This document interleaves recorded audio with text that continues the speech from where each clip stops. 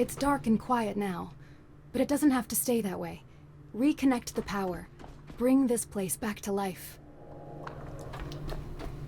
So, growing up in the 1980s and 90s was awesome, and gaming was pretty good as well. It was very different back then. It was like more niche, not many people knew about it on my street. Most people played football or went out on bike rides and things like that. I did all that stuff as well, but I also had an Atari ST. Now, my friend down the road had an Amiga that was like the two systems around at the time. And a really cool thing was you could go on car boot sales and you would find these like second-hand game stalls that had like bundles of floppy disks. You just pick them up, you look at the name written on the front, and you take a chance, get home and give it a go.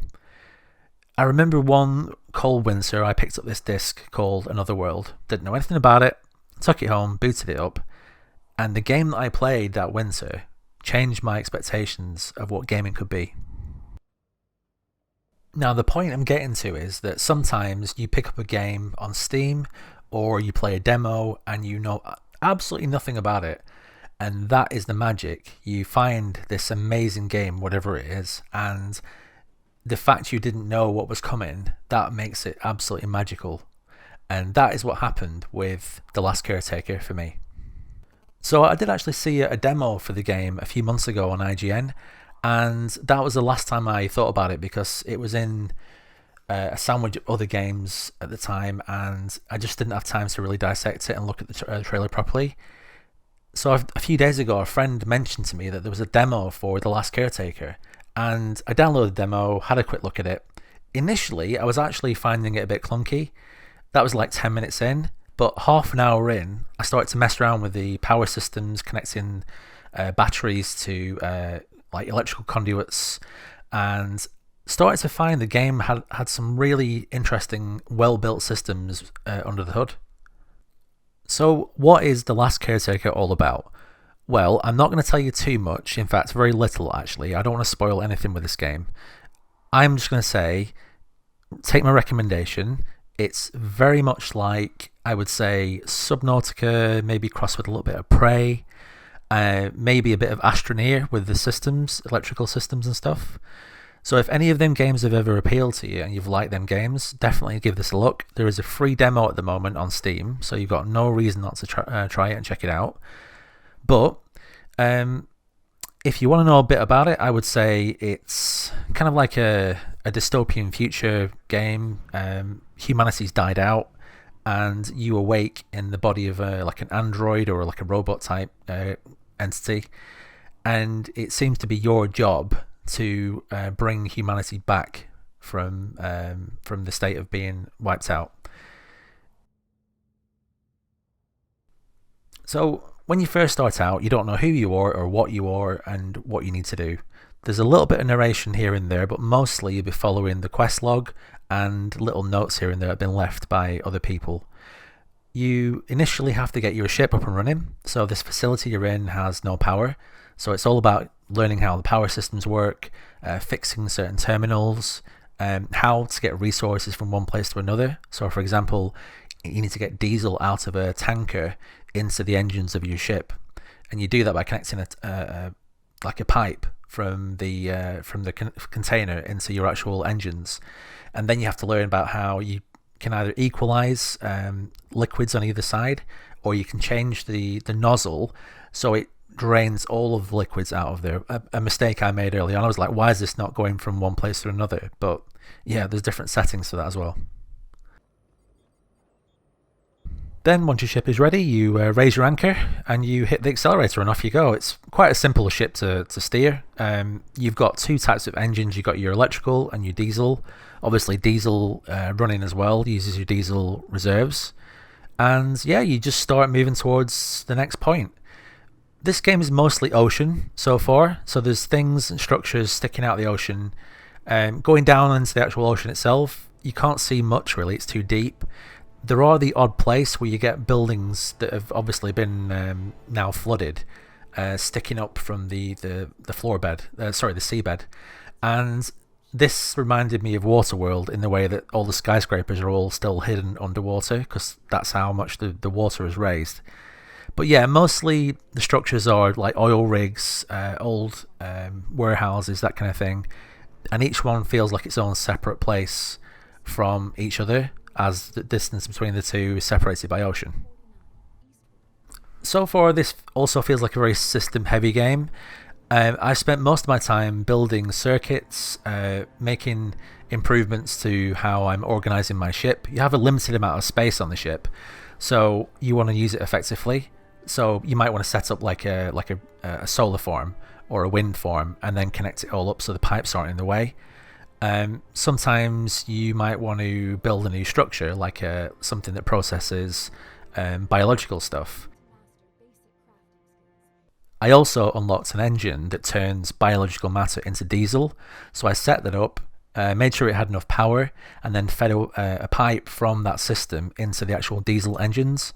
And then as soon as I turn that on and add biological matter, that then stocks up my diesel power, allowing me to kind of keep going pretty fast.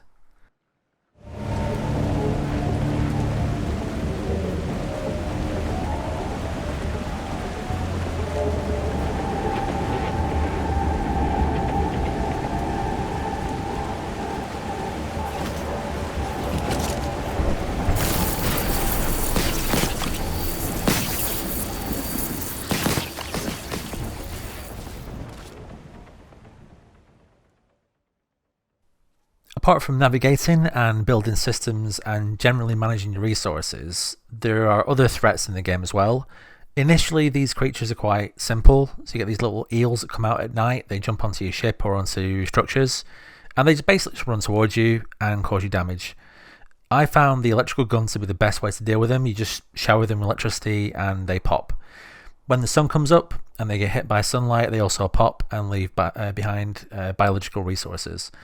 These are very simple creatures, there's no real AI involved, and most of the creatures so far have the same like very basic AI. You get creatures like little bot spiders that come out of like eggs. You've got to kill the actual structure of the egg to stop them coming back. You get little flying creatures again, very simple creatures. They come towards you, they hit you, and you've got to stop them before they do that. I think the most dangerous creature I've found so far is probably either the cyber shark, which is like basically a mechanical shark. If you show them threat, like a razor weapon, they will charge your boat and attack you. Don't be in the water when that happens, because they will kill you in 2 shots, as I found out. But yeah, basically just wear them down with weapons, and then you can take the high level resources they've got on their body. I think it was at the point when I was starting to worry about the level of creatures or threats towards the player and the real lack of interesting fights. I actually landed on a rig and saw these big like orbs, and then at night time I think one of my bullets went stray and hit it, and they suddenly came to life and turned out to be like mechs basically, and they're interesting. They don't do like anything fantastic. They roll around basically, deploy their weapons and shoot you. But compared to the other very basic creatures in the game, this was a nice change of pace. So I'm hoping as the game progresses through early access, there will be more interesting creatures to fight, especially in the ocean. So far the only thing I've seen is the sharks, so I'm hoping we see some bigger like Leviathan type creatures. That would be pretty cool. One of the things I love about this game is actually the visuals. So they've used the Unreal Engine 5 to make this game, and so far I think the performance is pretty damn good, especially considering this is early access, so they're still making the game. Now, I've had situations where I've been on my boat and I've had all my wind turbines going and there's creatures around, the ocean's like rocking around in a storm, and there is a little bit of slowdown, but it only lasts for a few seconds, and considering how much is going on around me, that's pretty impressive. I love the lighting. I think it's very moody in places, especially when you first start and you're in that complex, and the lighting's very low and you can see like red light glinting off metal. Very cool, and they've obviously spent a lot of time on the visuals. The other part of the visuals I love about this game is the visual feedback. So when you're looking at a circuit, you can always see like how much power is going through it by the level of light from the pulses and the direction of the pulses as well, which show you which way power is traveling. Same way with Diesel, and they've got this like nice effect where there's like almost like a cartoon like bulge going down the pipe where you can see the liquid going down there. So yeah, the UI is in the game. It's very cool. It very much reminds me of Astroneer. They had the same awesome way of displaying information to players through the actual assets in the game. So yeah, very cool, and I'm very impressed with that.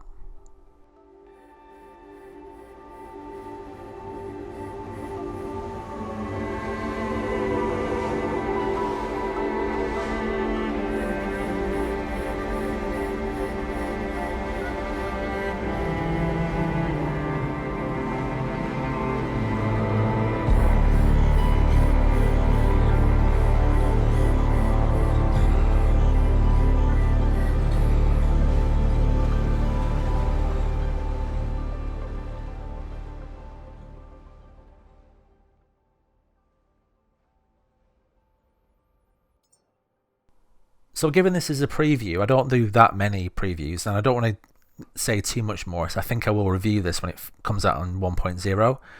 But yeah, I hope I've given you a taste of what the game's got. I hope they're moving forward, they add some more story elements to the game. I think that's what's missing at the moment. I've spent a lot of time messing with the systems and building my boat up and just traveling around, and there is lots of visual storytelling. You find these droids that are like you, but they've kind of been powered down, and there's lots of like little dioramas where like they've been playing basketball and like one of them's hanging off the ring and that. So yeah, I like that kind of stuff. But I remember with Subnautica, when they added the story to the game, it kind of finished it off and brought it all together. I kind of hope they do that with this game and don't just leave it as like traveling from one place to another with a bit of narration. I think that if they just add a bit more story and a bit more context to what's going on, I think that would really help. And like I said, a few more creatures in the ocean, that kind of stuff. But yeah, for an early access game, this is really promising. And there is a demo, so like I said, there's no reason not to try it. And I think that's all I want to say. Thanks for checking out my preview, guys. I really appreciate you stopping by. I would love a comment more than anything. I'd love to chat to you guys. If you found the video interesting, please leave a like and subscribe. And yeah, that's it. Take care, guys, and I'll see you in the next video.